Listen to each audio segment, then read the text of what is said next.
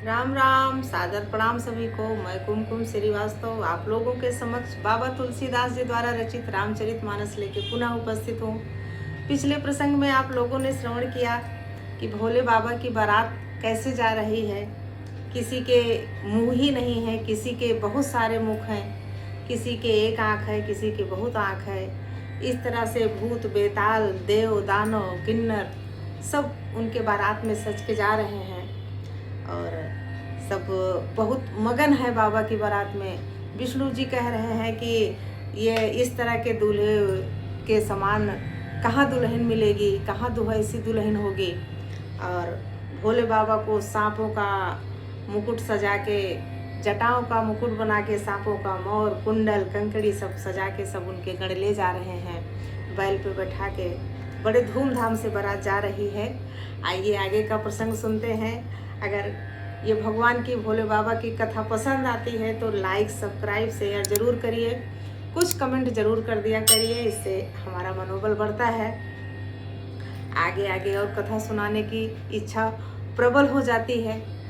आइए कथा की ओर चलते हैं। नाच ही गाँव ही गीत परम तरंगी, भूत सब देखत अति विपरीत, बोल ही बचन विचित्र विधि।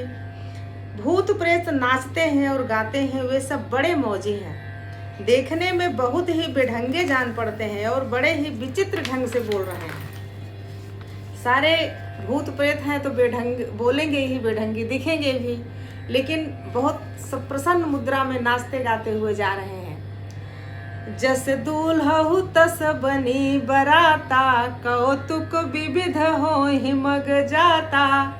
यहाँ हिमाचल रचो बिताना, अति विचित्र नहीं जाय बखाना। बाबा तुलसीदास लिखते हैं कि जैसे दूल्हा है अब वैसे ही बारात बन गई। मार्ग में चलते हुए भांति भांति के कौतुक तमाशे होते जाते हैं। इधर हिमाचल ने ऐसा विचित्र मंडप बनाया कि उसका वर्णन नहीं हो सकता। शैल सकल जहाँ लगी जग माही, लघु विशाल नहीं बरनी सिराही। बाबा तुलसीदास कितने मनोहारी ढंग से ये वर्णन किए हैं। शैल सकल जहाँ लगी जग माही, लघु विशाल नहीं बरनी सिराही।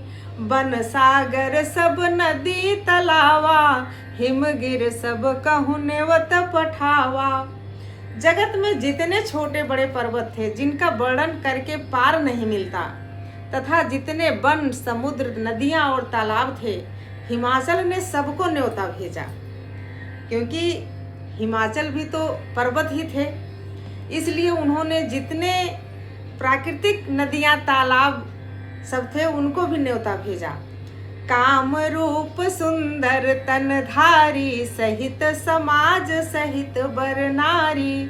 गए सकल तुहि नाचल गेहा, गाव ही मंगल सहित स्नेहा। वे सबने अपने इच्छानुसार रूप धारण करने वाले सुंदर शरीर धारण कर सुंदरी स्त्री और समाजों के साथ हिमाचल के घर गए। सभी स्नेह सहित मंगल गीत गाए। प्रथम ही गिरि बहु गृह संवराए, जथा जोग तह तह सब छाए। पुर शोभाय लोक सुहाई, लागई लघु विरंचि निपुनाई। हिमाचल ने पहले से ही बहुत से घर सजवा दिए थे। यथा योग्य उन स्थानों में सब लोग उतर गए। नगर की सुंदर शोभा देखकर ब्रह्मा की रचना चातुरी भी तुच्छ लगती। लघु लाग विधि की निपुणता, अवलोक पुर शोभा सही। बन बाग कूप तड़ाग सरिता, सुभग सब सक को कही। मंगल विपुल तोरण पताका, केतु गृह गृह सोहही। बनिता पुरुष सुंदर चतुर, छवि देखी मुनि मन मोहही। नगर की शोभा देखकर ब्रह्मा की निपुणता सचमुच तुच्छ लगने लगी। वन, बाग, कुएं, तालाब, नदियां सभी सुंदर हैं, उनका वर्णन कौन कर सकता है। घर घर बहुत से मंगल सूचक तोरण और ध्वजा पताकाएं सुशोभित हो रही हैं। वहां के सुंदर और चतुर स्त्री पुरुषों की छवि देखकर मुनियों के भी मन मोहित हो रहे हैं। ये नदी, बाग, कुएं, तालाब सब स्त्रियों का रूप धारण करके अपने अपने स्वरूप को सुंदर बना के सज धज के वहां पहुंचे थे। जगदम्बा जहाँ अवतरी सोपुर बरनी न जाए, रिद्धि सिद्धि संपत्ति सुख नित नूतन अधिकाई।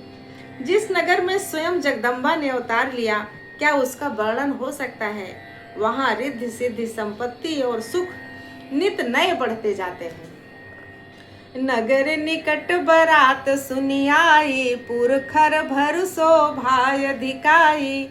करी बनाओ सजी बाहन नाना, चले लेन सादर अगवाना। बारात को नगर के निकट आई सुनकर नगर में चहल पहल मच गई, जिससे उसकी शोभा बढ़ गई। अगवानी करने वाले लोग बनाव श्रृंगार करके तथा नाना प्रकार की सवारियों को सजाकर आदर सहित बारात को लेने चले। जब बारात नगर के अंदर आती है तो आज भी ये प्रथा है कि स्वागत के लिए घर के लोग, नगर के लोग, घराती लोग जो होते हैं उनके स्वागत के लिए वहाँ जाके अगवानी करते हैं। वही राजा हिमाचल ने भी की। सज धज के पालकी के साथ सब लोग गए बारातियों को स्वागत करने के लिए। ही हर से सुर सेन निहारी, हरि ही देखी अति भय सुखारी। शिव समाज जब देखन लागे, बिडर चले बाहन सब भागे। देवताओं के समाज को देखकर सब मन में प्रसन्न हुए और विष्णु भगवान को देखकर तो बहुत ही सुखी हुए। किंतु जब शिव जी के दल को देखने लगे तब तो उनके सब वाहन सवारियों के हाथी, घोड़े, रथ के बैल आदि डर कर भागने लगे। जब स्वागत के लिए, बारात के स्वागत के लिए हिमाचल की तरफ से गए लोग विष्णु जी को देख के तो बहुत सुखी हुए, परंतु शिव जी के दल को देखे तो सब लोग डरने लगे। उनके सवारियां हाथी, घोड़े, बैल आदि डर के भागने लगे। धरि धीरज तह रहे सयाने, बालक सब लय जीव पराने। गए भवन पूछहि पितु माता, कहहि बचन भय कंपित गाता। कुछ बड़ी उम्र के समझदार लोग धीरज धरकर वहां डटे रहे।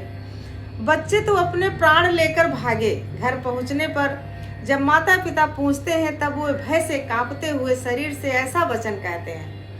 जो बच्चे उस बारात को देखते हैं और भोले बाबा की बनावट, उनकी सजावट देखते हैं तो डर के मारे कांप रहे हैं। अपने पिता माता के पास जाके पूछ रहे हैं। उनके माता पिता पूछते हैं तुम क्यों डर रहे हो, तो वो कांपते हुए बता रहे हैं। कही काह कही जाए न बाता, जम कर धार की धौ बरियाता। बरु बौराह बसहय सवारा, ब्याल कपाल विभूषण छारा। क्या कहे, कोई बात कही नहीं जाती।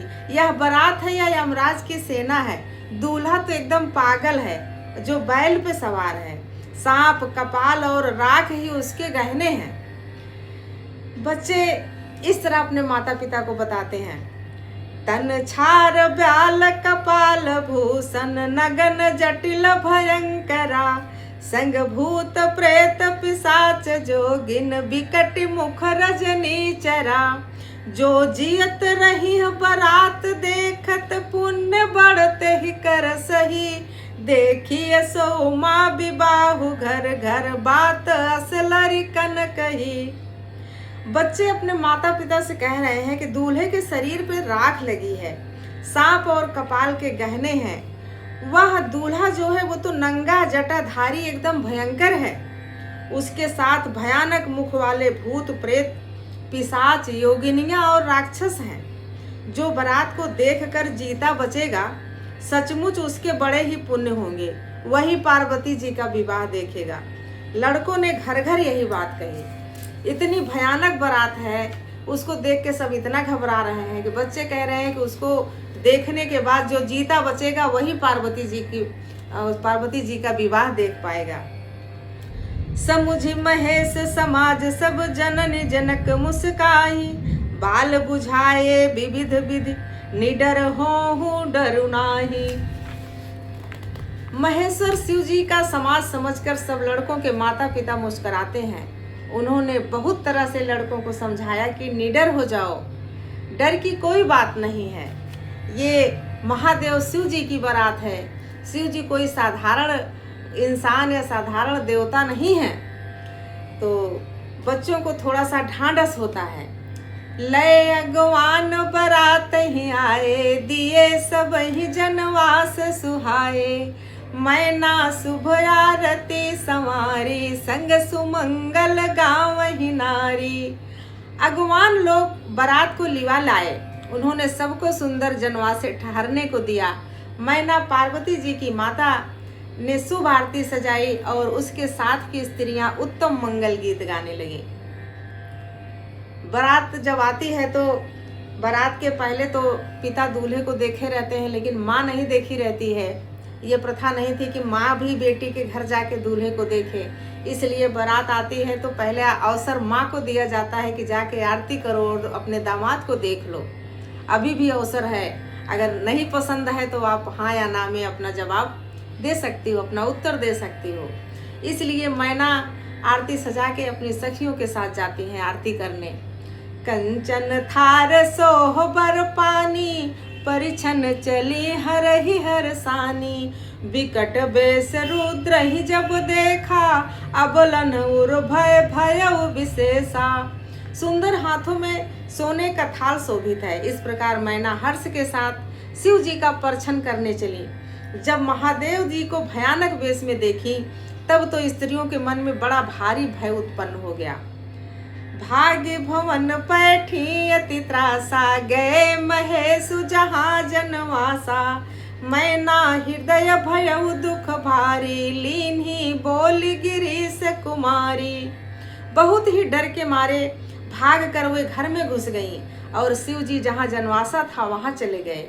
मैना के हृदय में बड़ा दुख हुआ, उन्होंने पार्वती जी को अपने पास बुला लिया।